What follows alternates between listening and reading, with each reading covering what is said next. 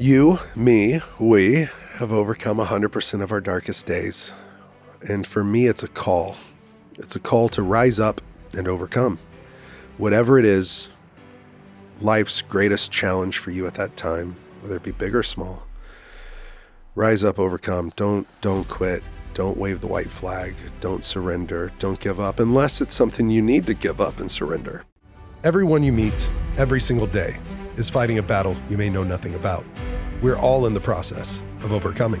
I'm Justin Wren, and my story has been heard by millions of people through my book, my TED Talk, podcast interviews, TV shows, professional fighting, and my foundation, Fight for the Forgotten. I believe we are all overcomers if we choose to overcome. We all have the option. I've been given the opportunity to overcome childhood trauma, sexual abuse, immense bullying, depression, suicidal ideation, substance use disorder, and I am a 2-time suicide survivor. We are here to have conversations with some of the greatest minds of our time. Get ready to be inspired and to receive the tools and game plan to win this fight called life. Thank you for being here, for showing up for yourself. You, me, we have overcome 100% of our darkest days. I'm not done yet, and neither are you. This is your invitation to overcome. Are you ready? Are you ready to be the interviewee on your own show? Yes. Yeah? Yeah. You get to just talk. I guess so. I get to answer some questions. Yes. Do we have some questions, Justin? So I guess we've started. I think so. Okay. Let's get just into jump it. in. Let's jump in. Yeah. This is part one. Part one of a Q&A episode on Overcome with Justin Wren. That's right. Yeah. Where Amy gets to be the host, the love of my life. I am your producer and other things. Yeah. Today I'm your producer. Today I'm your today I'm your question asker. So Awesome. Yeah. So I think this is great because I think there's a lot of questions that people always have about you and want to know. And that's why you've been on so many podcasts. I guess so. And how many podcasts would you say you've been a guest on? Hundreds. Hundreds. Hundreds and hundreds. And what's been some Maybe of 1,000. the biggest standouts besides mine? Because I know that would be at the top of the list. Well, I mean, we said I love you at the end of ours. We did. I was your first guest for this on the Amy particular Edwards show. And that was really special because I think we were starting to fall in love. Yeah. Yeah. I already had a major crush. Yeah, well, so did I. That's why I had to ask you out right after. I was like, I know this isn't the most professional thing, but can I take you out? And luckily, you had already cleared your schedule, hoping I would ask you out. I sure did. I had a little premonition. I thought I should just clear my afternoon. Yeah, I'm glad you did. Me too. Because we're here now. Other podcasts that stand out. Man, I had one with Ed Milet, and it really stands out to me because I love him as a human being.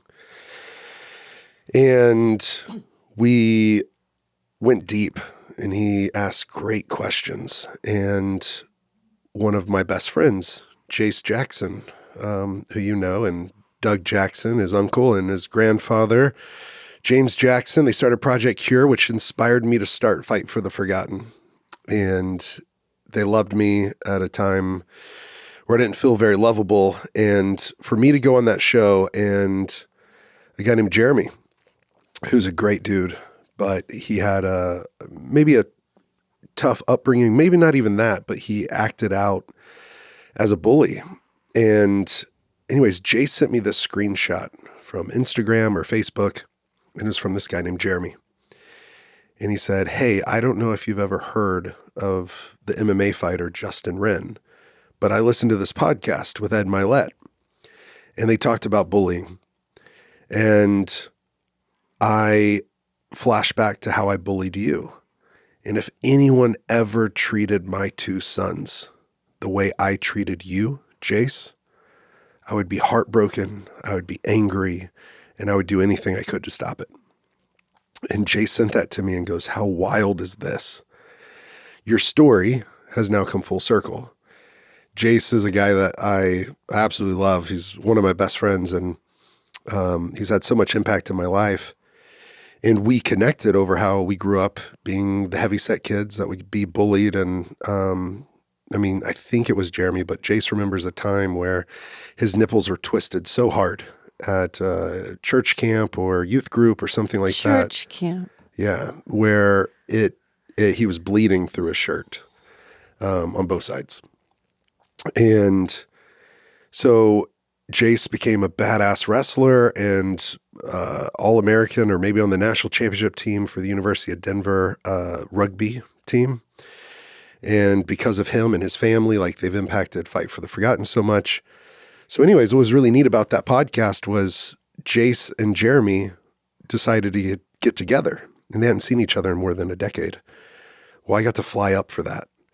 And I got to be there when they met again, and we went on a hike in Evergreen, Colorado. We went up some mountains, and we just spent time together, and there were tearful moments. There was a redemption story, and I would say complete, full reconciliation, where those guys were embracing each other, hugging each other, and I just got to be a witness to it. And it was because Ed, on his podcast, provided an environment where I could be fully vulnerable and talk about, because of bullying, I've attempted suicide, and I'm a 2-time suicide survivor. And anyways, those kind of moments that come from podcast is pretty powerful when people have really real conversations. Other ones with Joe Rogan, I've shared about it with Chris's story. Joe, yeah. And but I mean, that's like a true testament to the power of podcasts. Yeah. Podcasts can change the world. It can change people's perception and perspective on life, and can encourage them to live their life to the fullest and to make the needed changes. And so that's why I started Overcome. That's why I was on your show. Mm-hmm. And you know what's funny about podcast is that Joe has encouraged me to start a podcast for basically a decade. And then I came on your show, and we started dating, and I moved in, and we fell in love. Well, I fell in love before I moved in. Yeah, I guess so. I think so. It was all simultaneous. Yeah. Yeah. And then you were like, you need to start your own show. And I think seeing you do it, seeing your passion for it, how excited you were to be a host and share people's stories. I had shared my story so much that I would love to share other people's stories. Well, it's probably a little intimidating too, because when, it's Joe Rogan, still that's very encouraging. And don't get me wrong, I really love Joe. But also, it's also a little discouraging because you're not going to start out as Joe Rogan, right? You're like, in and another seeing stratosphere. Me is probably more accessible. You're like, okay, here's how this operates in, a starting out mode. And it was my first episode of this iteration of podcast that I have. So, it just seems like something maybe more, okay, this I can handle, and I don't have to go be the top podcast in the world right yet, Yeah. Yeah. Yeah. But seeing your drive and your passion and how much purpose it brought into your life and even my life. And I mean, it was fun helping you get guests and other things like that. I was You're like, still well, I can doing it too. Yeah. Well, of course, I believe in you. Yeah, I love you. Thank you. Okay, well, let's get started on our Okay. Q&A, even though we kind of already have. So, and also this is a several part episode, so definitely 2 parts. And if people don't have their question answered in these, let's just go ahead and say, write it in, send Yeah. it to us. You can always reach out to us, and maybe even, sprinkled over other episodes, we'll be able to answer some other questions, right? Yeah. And we could do, people could send their questions to overcomepodcast@gmail.com. Yeah. They can send it to me on Instagram at The Big Pygmy, or they could send it to the podcast account, which is Overcome with Justin Wren. Yes, and we definitely, that one is good for like DMing, even if we're not following, because we'll all check that. Yeah. So awesome. Okay, we're going to get to one of the most important questions just first out of the gate. Okay. What's your hair routine? That's Because wow, that's a one of the most pressing important question. questions. Yes. It's not much. Well, I do have a lady and a wonderful woman that I go to. She bleaches it, and it takes a lot of work. It's a lot of money. Stop right now. It's a lot of time commitment. No, but I use a shampoo. I call it Thoriel, like L'Oreal, but for guys that look like Thor. And no, it used to be just a bar of soap. That should exist. It should exist. A fan made that and put Chris Hemsworth and me, and then Thoriel and me doing a hair flip. It was funny. And no, but I guess it's just basically, I used to use just a bar of soap and towel dry it. And then I upgraded to shampoo and I When we towel dry moved in it. together, you were using a bar of soap. Yeah. And wow, was that like, I was like, my mind was blown. I was like, that's what you do, but you don't do anything to it. You don't do any color or heat or anything. I So- barely brush it. Yeah. And you don't even have to brush You've it. brushed my hair more than I brush my hair. Well, you brushed it yesterday and it looked really fluffy. So Yeah. I was like, It's not brushed today. Today's some Head and Shoulders maybe in. Yeah, I think Head and Shoulders. Yep. All right. So, no, let's get into something a little bit deeper. Okay. Someone asked, I heard you had a speech therapist growing up, and how did you overcome your fear of public speaking? Wow. That's a good question because I did. I had intensive speech therapy from kindergarten to second grade, but I continued it, I believe, through sixth grade. And I couldn't say certain words. I had a stutter. Sometimes it will come back out. When I had malaria, it came back out instantly. What words could you not say? Like fish. What did it sound like? Fush. Oh, No matter how hard I tried, it'd be fush. Fush. And I would like move my lips in and it would just be fush instead of fish. So I got teased some for that and I became pretty quiet. It might be one of the reasons why we have to turn my mic up because I'm pretty soft spoken, but I think there's always been a fear, and it's funny because people say that, at least in America, the number one fear is public speaking, like even above death. And it's like, what? Is that real? But I can say that if I compare the two, yeah, I'm more scared to get on stage. My hands shake, armpits sweat. Still, yeah, absolutely. Wow. And then I just have to let it go. I am more nervous to speak in front of, say, 500 people than I am to go get in a fist fight with somebody in front of tens of thousands or millions viewing. I'm confident in my ability to fight because I love it and I'm trained for it. But I do love public speaking now.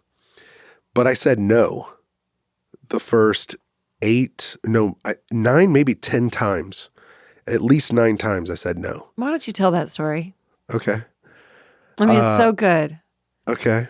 Yeah, I don't think I've ever shared it. I don't think you have either. And when you told me, I was just like, what? Yeah. I had an agent for fighting, right? A manager. And he called me and said, this was the 9th time I turned it down. I was at the airport. I think I was in Denver. And I was about to get on a plane and he called to say that the Air Force Academy wanted me to speak and give like the commencement speech at their graduation or something like that. And I was like, what? Why me? Why me? I've never talked in front of anybody. And I think it was because I was on The Ultimate Fighter. I had lived in Colorado. I had trained at the Olympic Training Center, stuff like that. And had you been on Ultimate Fighter at this point? yes. Okay. Yeah, I'd been on The Ultimate Fighter. I think I'd been on Rogan's. Did you say that and I missed it? Yeah. No, but I think I'd already been on Rogan's once, so that's probably where they heard about me. And I said, no. And he said, Justin, you haven't been fighting. I had strategically taken a year off from fighting and said, until my life is right, till I can win this fight called life, I'm not going to go back into MMA because win or you lose, I had an excuse to use for me. And I hadn't let that story be known publicly. But I left on a winning streak and I would get fight offer after fight offer after fight offer. And I would turn them down because I said, it's not a year yet. And so I was struggling financially. Fighters don't, paycheck for paycheck's different for us because we only get 2 or 3 paychecks a year. Yeah. And I told Greg, I go, I'm a fighter, not a speaker. I don't have the ability to do that. And he's like, man, they're going to pay you. This is rent. This is groceries. Like, what are you doing? And I go, I don't know. I can't speak. I just can't do it. And so I said, no. Got off the phone and I decided to call a friend because at this time in my life, I'd been like introduced to spirituality and just God at work or the universe lining things up. And I called a friend that had just been an encouragement to me. And I said, hey man, I keep getting these opportunities to speak. And in that like week or two, I'd gotten like 3 or 4 of those opportunities. It was weird. Like it was weird. In like 2 weeks, right 3 or 4. here. It's right here. It's right in front of you. And he goes, well, do it. And I go, no. And he said, well, have you prayed about it? And I'm like, dude, at this time in my life. You just asking me today, am I stubborn? Am I stubborn? Yeah. Yeah. So I guess it's being stubborn, but I said, man, I don't really do that. I don't really pray. Not much. And you just said, oh, he said pray about it. And you said, yeah. I don't really pray. Yeah. And he said, well, you're going to. And I said, no, I'm not. And he said, yeah, you are. And he said, why aren't you doing it? I said, because I don't have the ability. He goes, is it that you don't have the ability or is it that you don't have the availability to do it? And I was like, huh. He goes, you're not making yourself available to these opportunities. You need to say a prayer. Just ask the universe to like show you if you're supposed to or not. And I said, maybe I'll do it when I get home. I'm boarding a plane. And he said, no, pray about it now. And I said, that's weird, man. I'm about to walk down the jetway or whatever, you know, I was running late. And I said, I'll do it on the plane. He goes, no, do it right now. And I said, okay, but I had no plan to. I was just like, whatever. So I say this prayer, or actually I don't. You hang up the phone. I hang up the phone and I get a text message and it was in all caps. Pray about it right now! ! Guy knew I was stubborn. So I go, whatever. And I just go, okay, God, if I'm supposed to do this, universe, like slap me upside the head with it. Make it to where I can't deny it. And I'll do it. Okay, amen. I have my eyes open. I'm carrying my bags down the jetway. I'm like, whatever. Okay. I did it. Didn't even text him back that I did it. And so I sit down and I'm wearing like a fighting shirt. I think it was from my fight team. And this guy sits down next to me. He's old, white hair, white goatee. And he strikes up a conversation with me, sees my shirt, asks about fighting. I think someone had mentioned something because it was not too long after The Ultimate Fighter and someone had said something on the plane. Anyways, we start talking about fighting and he starts like kind of pulling out some of my story. And I start telling him how I got bullied, start telling him some other things like, why'd you find fighting? Well, I didn't want to get bullied anymore. Well, cool. Have you ever shared that story with anyone? I'm like, no, not really. And he's like, well, you should. And then he's asked me about fighting and Olympic gold medalists that were my coaches. Have you ever told anyone that story? I'm like, no. He goes, well, you should. And then by the end of it, he goes, I really think you should start sharing your story. And I go, well, that's weird, man. Why? And he goes, I have a speaking engagement for you. It's next week. And I go, what? Who are you? And he starts telling me that he trains speakers from all around the world, that he has spoken to more prisoners on planet than any human being ever. Well over 2 million. I think by the time he died, it was over 3 million. This guy that sat beside me was named Jack Murphy. Murph the Surf is what they called him. They made a movie about his life, about the surfers that pull off this big jewelry heist. I forget what it's called, but he had played at the Grand Ole Opry violin, but what do they call it? The fiddle. Yeah. And he pulled off the largest jewelry heist in American history, stealing the Star of India at the J.P. Morgan collection in New York, in Manhattan. He pulled off that. Yeah. He was a jewel heist thief. Like, I'm like, what? And then he was sent to prison because he was running cocaine from like Cuba to Miami and Colombia to Miami, stuff like that. And in the commotion of this one heist or smuggle, some people got killed. And so he was put in prison and wasn't supposed to get out till 2,244. Easy number to remember. He was serving like three life sentences or something crazy like that. And I'm like, whoa, what is this dude doing next to me on a plane? And he said that he was in jail for a couple of years. Something like Roger Staubach came and shared his story, and then he had this big life change and started helping prisoners and all this stuff. Anyways, he was released from prison, and a year later, he started going back in and sharing his story.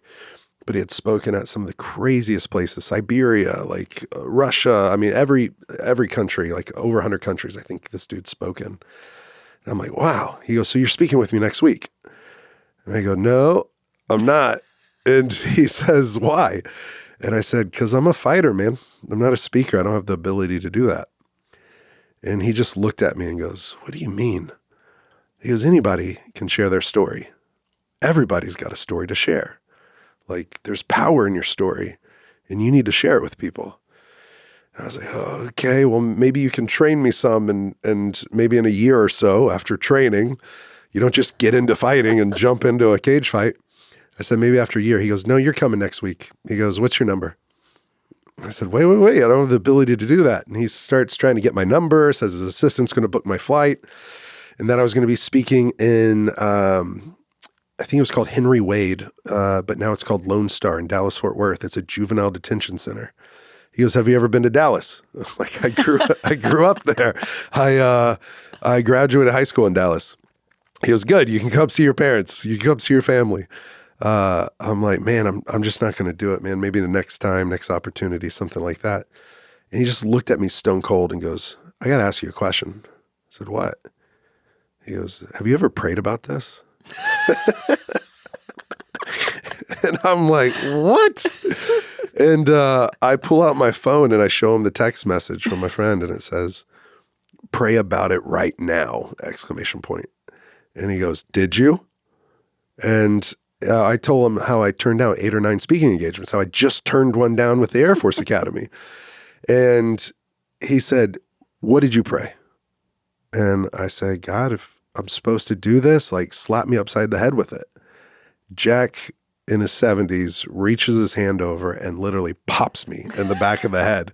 Just gives me like a little slap and pops my head. He goes, there's your answer. You're doing it. He goes, I just slapped you upside the head. God's showing you, like, you're supposed to share your story. I was like, does stuff like this happen? Well, I just have to take a moment real quick and thank the sponsors of this show. Onnit.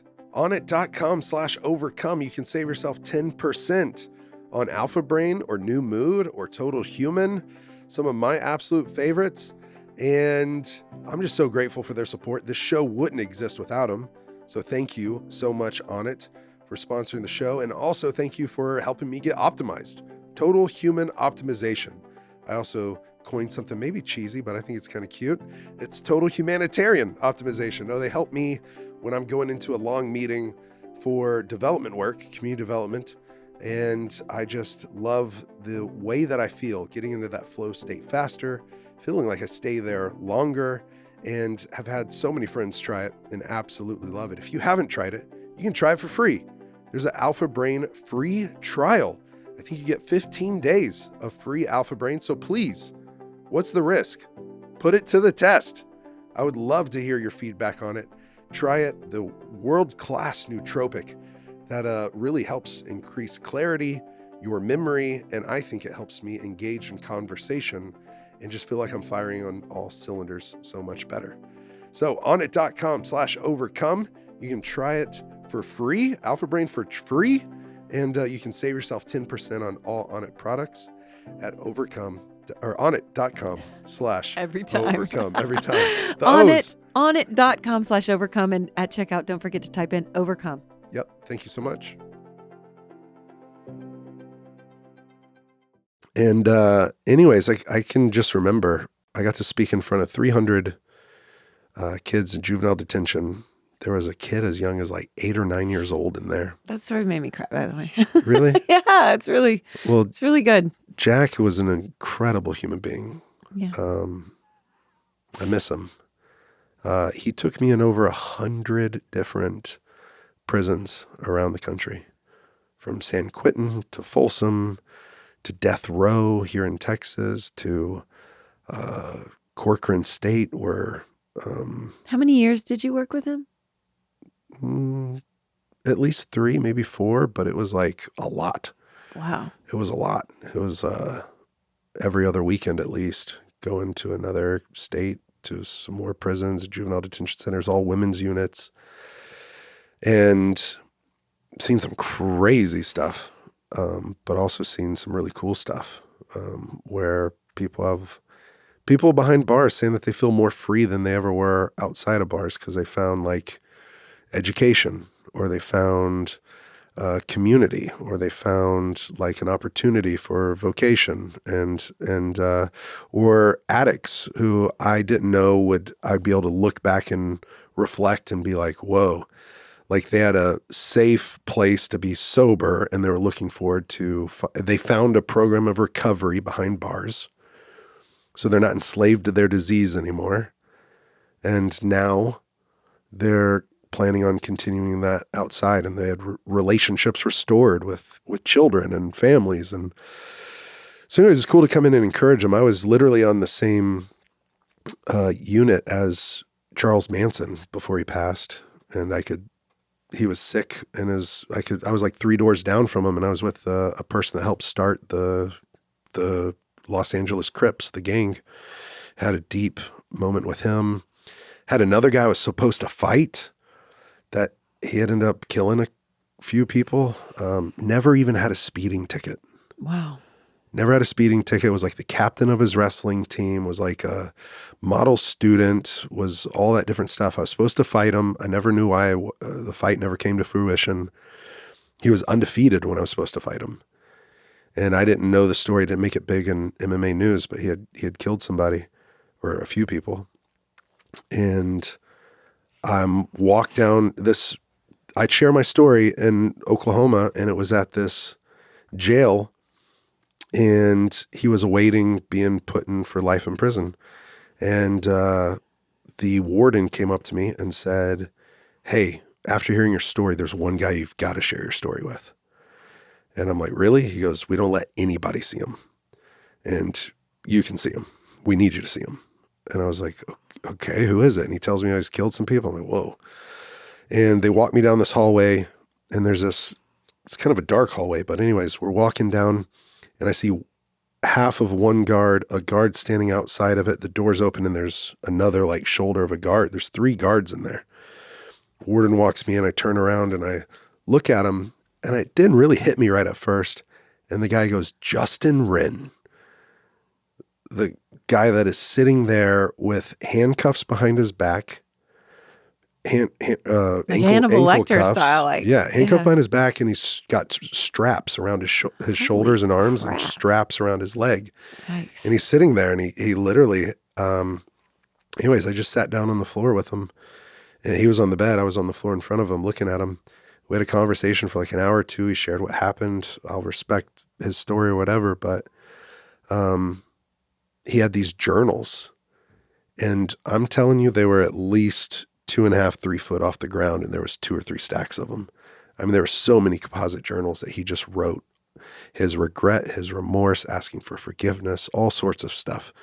And he shared how we were supposed to fight, all this stuff. And then by the end of it, he was, I shared some of my story, told him, hey, you got this life to live, like try to make the most of it, and tried to say, some encouraging stuff I think came, hopefully. And he started crying, and he couldn't even wipe his tears.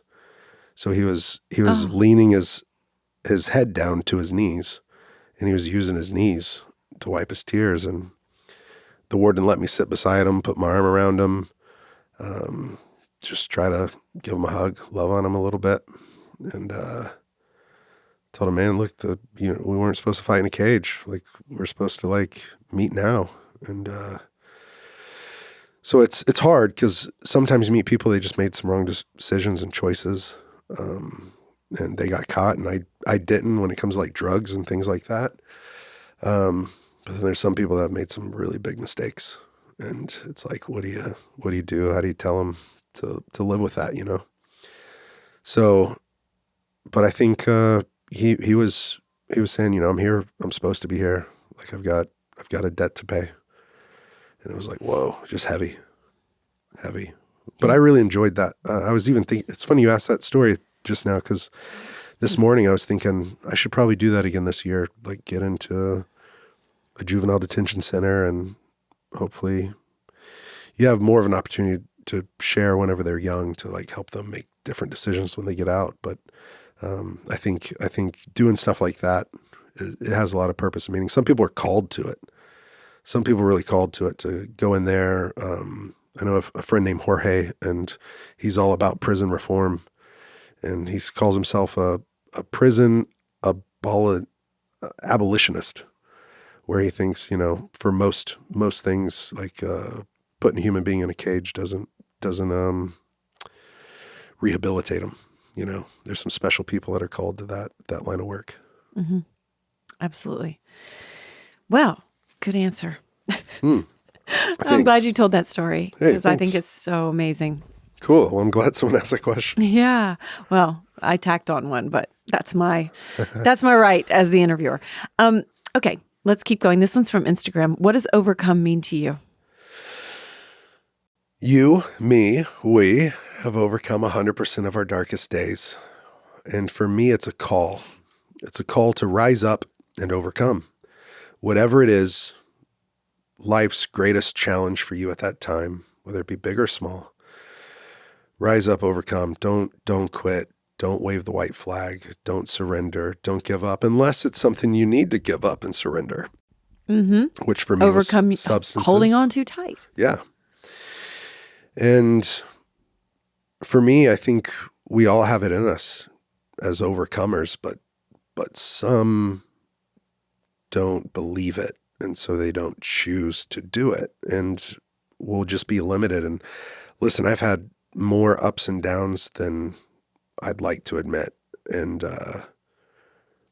but there's something that whenever I get to the lowest point, and I'm trying to turn that around where I don't have to get to the lowest point to overcome, I can decide to head it off, cut it off early or sooner.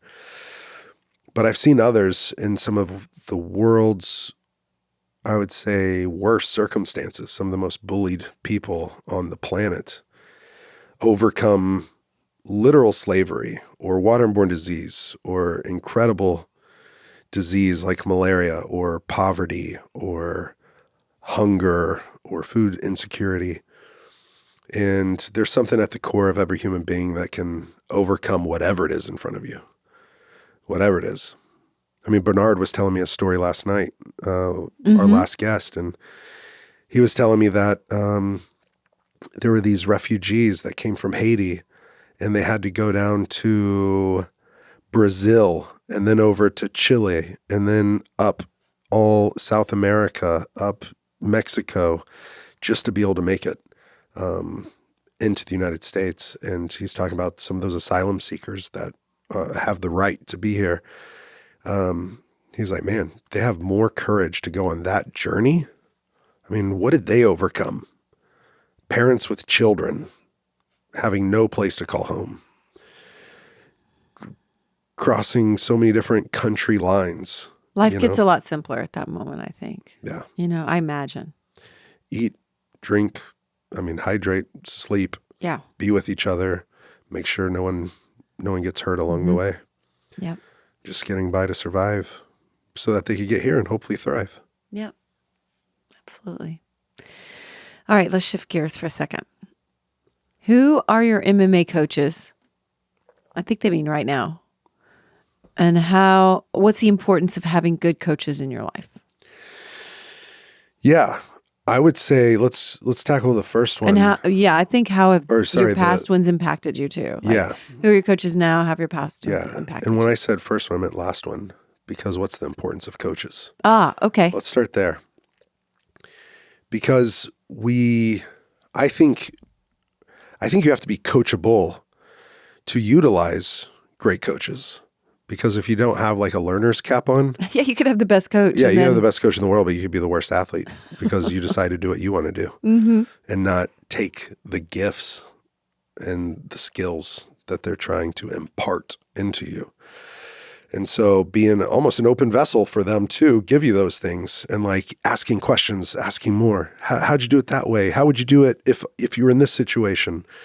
And being coachable. I was incredibly fortunate to have 2 Olympic gold medalists as my high school coaches.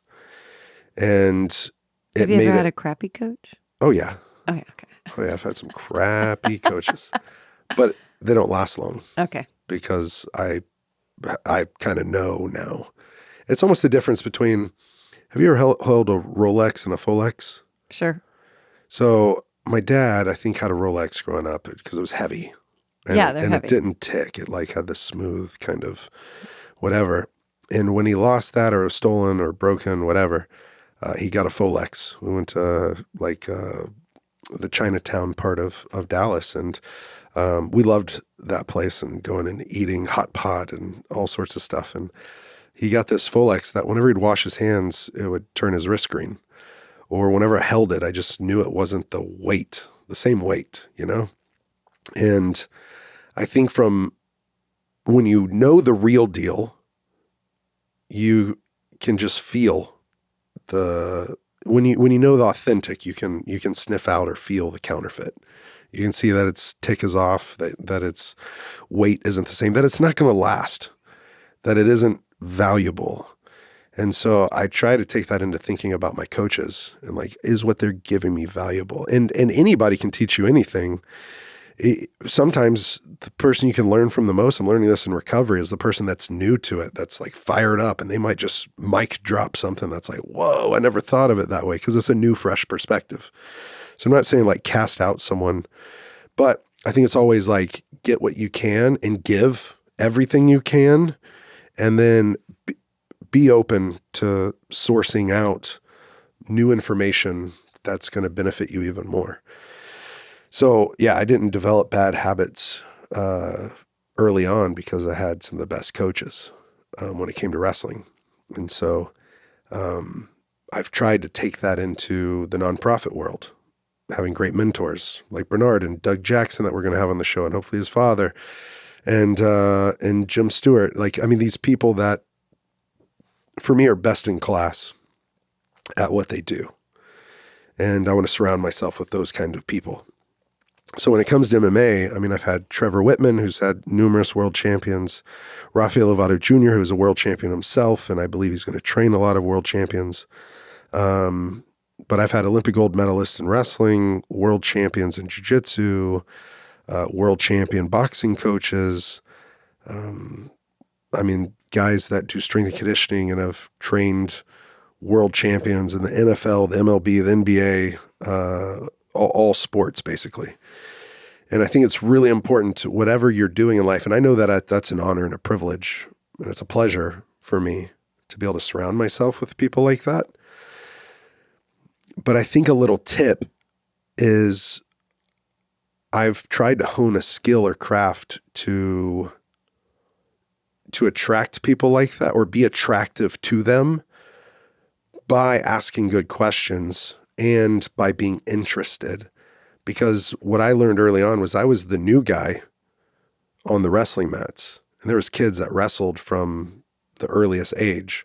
And so these guys had much less time with me than they had these other kids on the mats. But the more that I asked questions, the more they gravitated towards me, because that's what they got into coaching for, was to give this information away.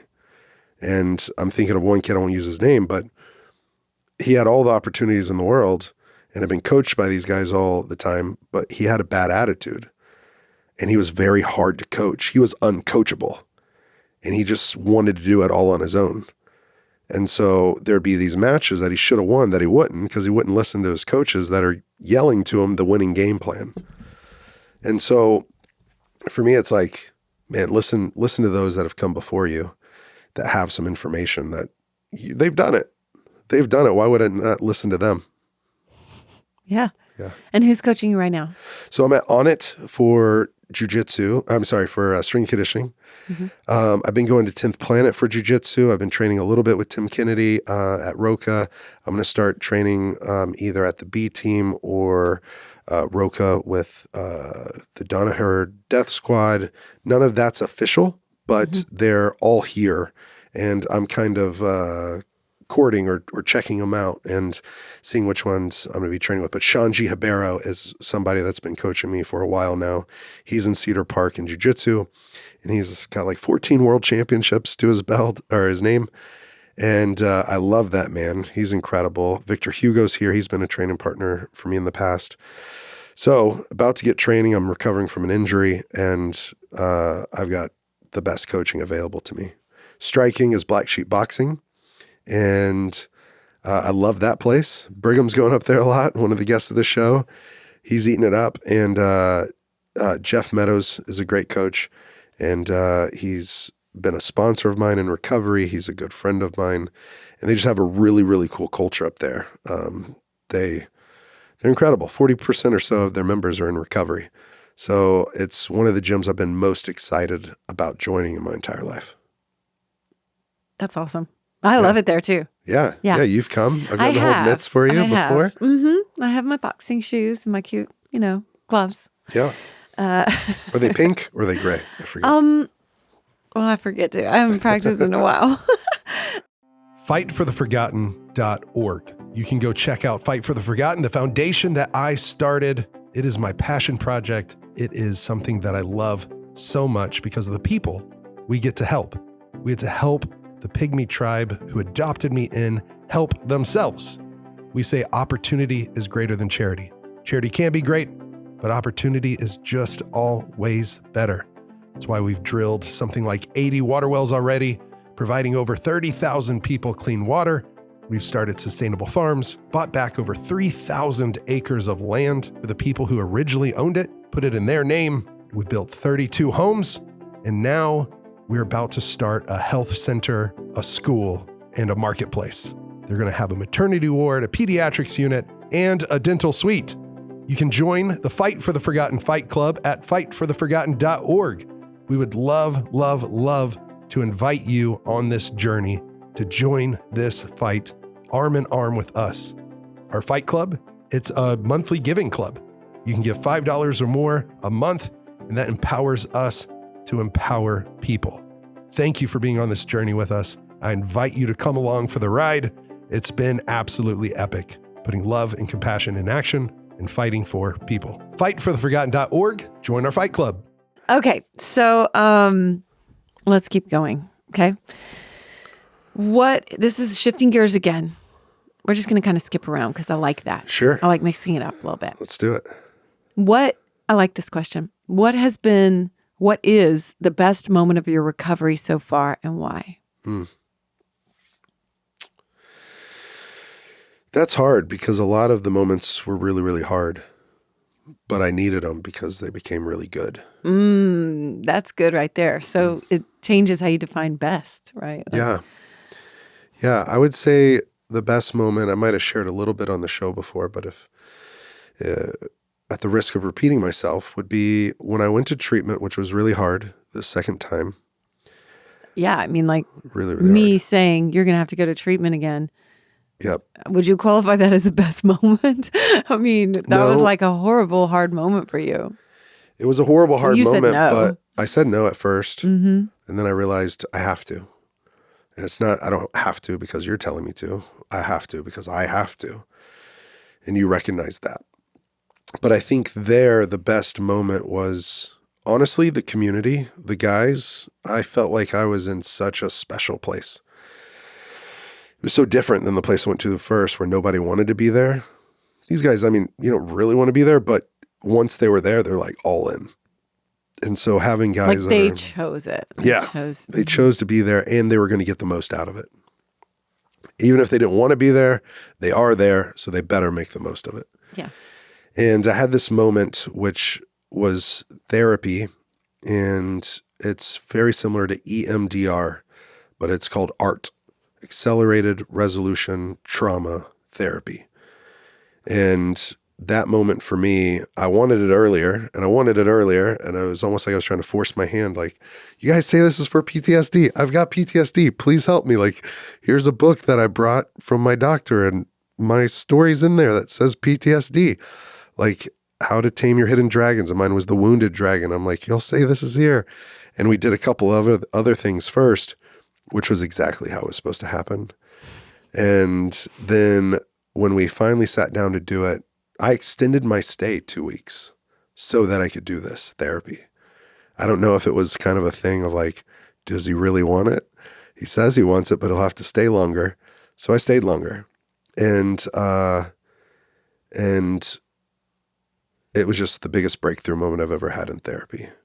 I was able to heal all sorts of old wounds, repressed memories came up that are probably contributing factors to my addiction. And I think you and I even went back through it, but they said I was either a 7 out of a 10 or 8 out of a 10 for the ACE scores. Adverse childhood experience. Yep. Mm-hmm. ACEs is the Adverse Childhood Experience Survey. Anybody can go check that out on Google and you could go look through it. But if you have 4 or more, you're like 15 times more likely to attempt suicide in your life. Mm-hmm. If you, I don't know, I think if you have 4 or 5, like you're like 600% more at risk of becoming an addict or alcoholic. And so having some of these childhood traumas addressed and to have resolution around them where I'm able to visualize and see it, but not necessarily, and feel the pain of the memory, but be able to work through it and have like a resolution. That for me, I would suggest that to anybody. Try EMDR, try ART. I want to. Yeah, I want to do EMDR. Yeah. Do EMDR, and then I would say do 1 or 2 of those. Mm-hmm. Then go try ART because it's different. Mm-hmm. Same principles. But I think they call it accelerated resolution because there's been a couple of times I left EMDR feeling more raw than when I came in. And it felt resolved in the ART? ART felt resolved. Cool. Wow, I would say that was a good answer for best moment of recovery for you. Cool. It seems like a standout. Yeah, sure. It's a standout. And then the other one would be... Oh, and if people want the full story of that, I do believe we did it on my podcast. Okay, on the Amy Edwards Show. Either that or on when the you talked about recovery. Mm-hmm. Yeah. Yeah. It was one of those. And then the other part would be my friend. I'm not sure. In a 12-step program, you get things like sponsors and there's different steps. And I'm supposed to do more of it tomorrow. And to have a guy that's so all in, so committed, that's helped over 1,000 people, talking about best coaches, right? Like you go to someone that has experience. And he's helped do 1,000 people's aftercare programs after they get out of treatment. And for him to be willing to not just do that as a vocation, but to come to give that gift that he's been given to me numerous times. I mean, lots of times, like probably 8 different times at 2, 3, 4 hours each, just for one of the steps to get through it. And most people don't have that much work on it to do. Mm-hmm. But like they told me there, I've lived a lot of life for the age that I am. And so with that comes so many good experiences, but also bad experiences. And so to work through those and see how I've shown up, how I've fallen short, how I've hurt people, how I've hurt myself, and basically just really acknowledging it. Basically that principle of face it all, feel it all. Magic happens. Mm-hmm. Awesome. Okay, this one, we've got time for probably a couple more. Okay. This one kind of combines two, or I'm going to combine these 2 questions. Because one was, how do you view masculinity? And the other one is, how do you hold space for other men? And I think that's interesting. I'm curious how you respond about, I'll kind of like morph that into something else, but how you respond about, friendships with other men and how you've seen that develop in your own life and how you view masculinity, because as a fighter, it's so traditionally masculine. Yeah, I was basically taught, I would say through family and growing up in a country town. Right. Excuse me. Don't cry. Pull yourself up by your bootstraps. Be a man. Like, suck it up. Yeah. And be a man. So I would say I've started to really unravel and peel back the onion layers of that's not masculinity. Like the times that I'm most vulnerable, I used to think were the weakest I had been, but now I think it's maybe one of the most manly things I can do, or human things that I can do. Open up, share my worst moments, share my best moments, share just life, my lived experience with people. And that through that, I think I don't know, what is masculinity? I mean, I think it is being tough and being able to fight, but I think it's also being soft and being able to love. And you can't just have one and not the other. Like, I mean, you can, and there's nothing wrong with it unless it's unhealthy. Like if you're overly tough and macho, like, and you have no empathy for people, that's dangerous. And that sucks to live that kind of life. And if you're maybe on the other side, overly sensitive and soft to where you can't stand up for things whenever injustice is happening, like I think that can be detrimental to that human being who doesn't feel the strength or the hope to bring that into a situation. So, I mean, for me, it's balance. It's being well balanced. And I have people tell me that like I'm what is it called? A paradox or the two things. What's that called? Dichotomy? Dichotomy. There you go. Where it's like I'm a fighter and I'm a lover, or I can get in a cage and fight, but I can like go, I don't know, love on kids at a children's hospital or something. And like, it's like, well, why is that weird? That shouldn't be weird. We are all the things. Yeah. Yeah. Well, okay, let's flip this around a little bit too. How do you embrace your feminine side? Well, I have my long hair. Not all women have long hair. Well, yes, I know. I was just trying to make a joke. I know. You do have long hair and you wear roller skates. I wear roller skates and leopard print sometimes. You seem very secure in who you are. Yeah. I mean, I think that embracing my feminine side, is it feminine to like hug people and stuff? That's not necessarily feminine. Getting in touch with your senses and like that sensory awareness is attributed more of a feminine aspect, you know? Well, I think sensuality. I think compassion. For me, it goes towards compassion. I mean, both have compassion. But I think being able to like hear somebody, and sometimes I'm moved to tears hearing someone's story. And letting that out, right? Yeah. And like letting them see me. And then I fight it sometimes where I'm trying to fight back tears. Don't let them see me cry. But I think that the moments I allow myself to feel that, it deepens the human connection between me and that person. And so I don't want to miss those moments anymore. I spent well over a decade missing those moments. So why cut myself off from those? And so I think also feminine could be nurturing. And for me, very much so. For me, I think, I was on this trip with someone, and not that I was nurturing, I was just there for him. Like when it goes to holding space for men, or creating space for men, whatever that question was. And it was, it was holding space for men, for other men. I, through my story and not drinking or using on this motorcycle trip at all, which, I mean, they handled it very well. But it opened up a conversation with someone that I was able to walk down in Key West, and they were able to share with me about one of their family members that had really been struggling, that they're losing or have lost their relationship with that person. And everybody else was, either headed to bed or headed out. And him and I were like, let's go on a walk and talk about this, and just be able to be there and listen and say, hey man, you ever have an opportunity to speak into that person's life and you want to have a phone call before, call me. If you ever want resources of how they can get help, but also how you can get help, because there's help for families that struggle with someone in addiction. It doesn't make a lot of sense a lot of times. And so let me point you in the right directions of resources and things you can go to. And so I think that maybe is a little more on the feminine end. Yeah. I like that. Yeah. It's really nice too. It's about, some openness and allowing like someone to be open towards you, I think. Yeah. Beautiful. All right. Let's do one more. Sure. And then we'll be back for another part of this very soon, because we have a lot of questions.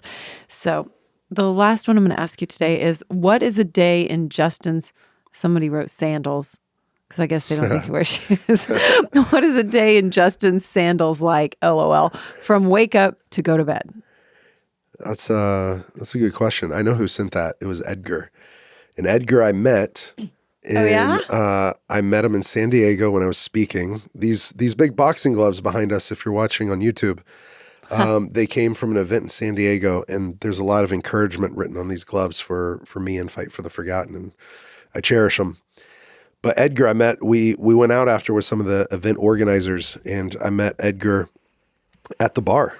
And I was like 60 days sober or something like that. And maybe it was 90. And I met him at the bar. He came up and talked to me. He'd seen me on some podcast and watched me fight. And he was really encouraging. And then he told me that he had 11 years sober. And I was like, whoa, that's incredible. So him and I went out and did like a recovery style meeting on the beach in is it called La Jolla? Not La Jolla, La Jolla. Yeah. In La Jolla. And it was awesome. It was epic. And him and I had a really great conversation. And I remember him sending this in. Anyways, really good dude. I was able to talk to him. There's been numerous times he's called me right at the right time. When I was back here in Austin, when I was in Miami, and I'm just like, dude, come to Austin. I want to hang out with you. And I hope he comes to my next fight, my comeback fight. So what does an average day look like? Well, it's different, and it's about to change up a lot because I'll be headed into fight camp. But can I just do on a perfect day? What does that look like if in an ideal week? Because every week's not ideal. No, it's not. Yeah. Okay. Sure. Okay, this morning I woke up at 6:30 and we got up. Well, we cuddled for a little bit. We didn't get up immediately. We didn't. We cuddled. But then we were right into like a meditation. We got up. I made you tea. You made me tea. Usually Thank that's you so much. day. That's a part of your day. Yep. I'll have to pipe him for this answer then. Yeah. Yeah. Usually I get up earlier. I make you tea, and I it. wake you up and bring you tea. Yeah. It's very sweet. Of you. Matcha with layered superfood creamer inside. Yeah. We love Laird and Gabby. And then I got in the shower. We both took showers. And then we came here to the studio. I had Bernard on. But we meditated, we we meditated beforehand. together, which I think that is a very important part of your day. Yes. I definitely notice it when I don't do it.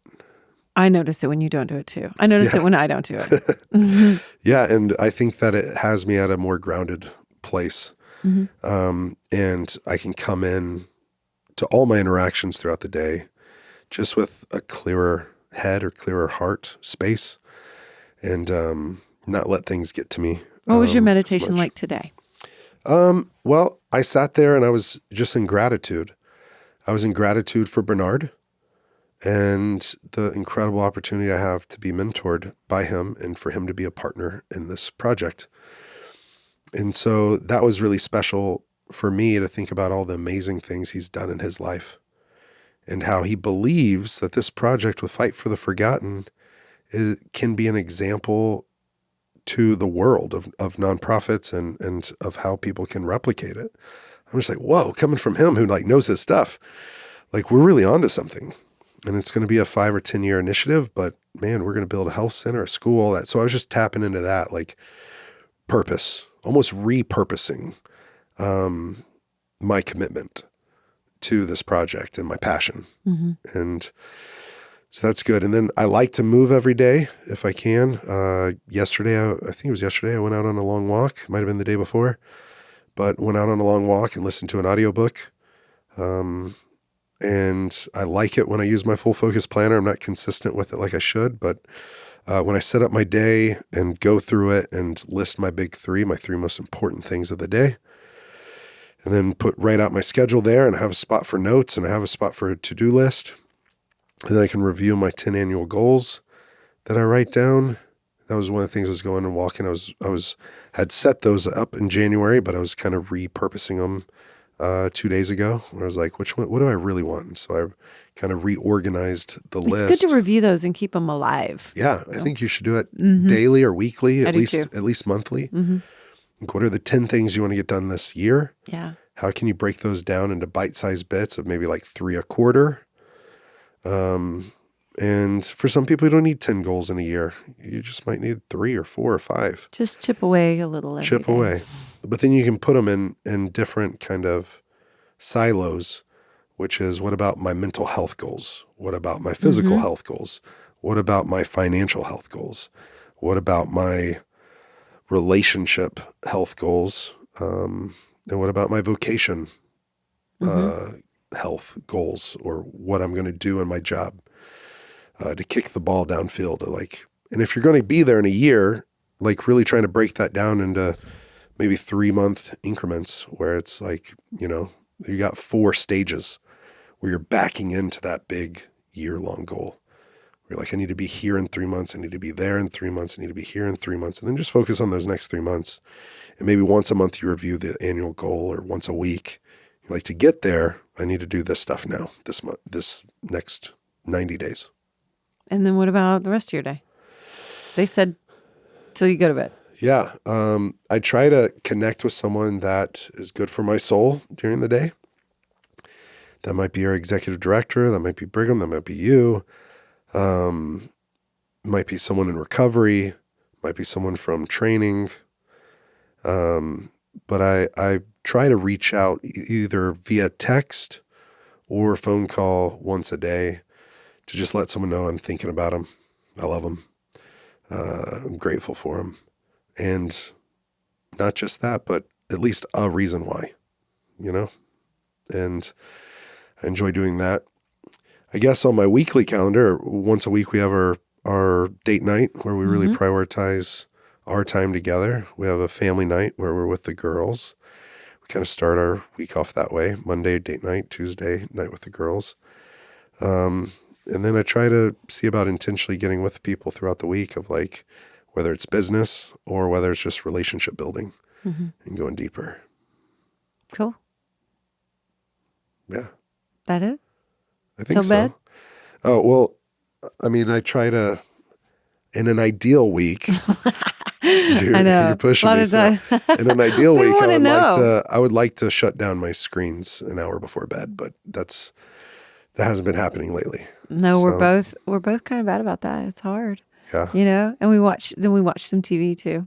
Sometimes. Mm-hmm. Sometimes. Not very often. Not very often. No. We kind of watch, like, if we get into a show, we kind of it has to be worth it. Yeah. Or we'll quit it. Or we'll quit. And then we just go to bed, which is actually better every time if we just go to bed. So yeah. I also think what was I going to say? Oh, but I'm getting back into the ice bath. I'm going to do it today. Awesome. And that's just good for me. I saw a video with Wim Hof. You might have sent it to me, or I sent it to you. Mm-hmm. It's talking about the dopamine in your body goes up 250, 300%. Inflammation goes down, that it's like one of the best things you could do for your mental health. No matter if you struggle with depression, bipolar, addiction, like it truly is. And so I'm reincorporating that into my daily routine. Awesome. Well, good. Yeah. It's all those things. You always do the cold showers. I do. Mm-hmm. I like those. Yeah. So can I get you in the ice bath soon? Yeah. Mm-hmm. Cool. Mm-hmm. Yeah. I'm reading a book called The Wedge, and it's all about that. This guy, Scott Carney, has studied with Wim Hof, and it's all about like retraining ourselves. Yeah. So, well, that was beautiful. Oh, thank you. Yeah. And I want to encourage people, if they thought of a question to ask you, please send it, because I've realized now that we've done our first Q&A. While we were talking, I was like, we have so many questions. So I think this will just be a running thing that we'll do, every few episodes, we'll run one of these. So, so please send in your questions to overcomepodcast@gmail.com or send them on social media. Yeah, I want to say thank you so much to the community that we're building. I'm really grateful. Really grateful for the audience, the listenership, and the stories that I get to hear. I mean, write in a question, but also let us know an overcome story in your own life, how you've been encouraged, or something that you've done. We've heard some pretty incredible stories already. Oh, we would love that. Yes. Yeah. I'd love at the end of these Q&As to be able to, or the end of every episode, be able to spotlight something and share it on social media. Exactly. And also, we're still in the phase of getting Apple reviews. We would love those. Also, Spotify, we've come up on those a little bit too. Yeah. You got to listen to a few episodes on Spotify to be able to rate it, but also the reviews really, really help us know how to serve you better, what you like, and how we can do it better, and what kind of guest you'd like us to see, and what stories you were encouraged by, and how we can make this show better. I would love to hear that. And we'll be doing giveaways periodically for people that win by putting in a review. So thank you so much for your feedback. Thank you for helping the show grow. If you like it, if you think this would help anybody, please send it out to them. Share it. So thank you so much for everybody being here. Hey, don't forget to send your Overcome stories to overcomepodcast@gmail.com. And also rate, review, subscribe, and follow Overcome with Justin Wren.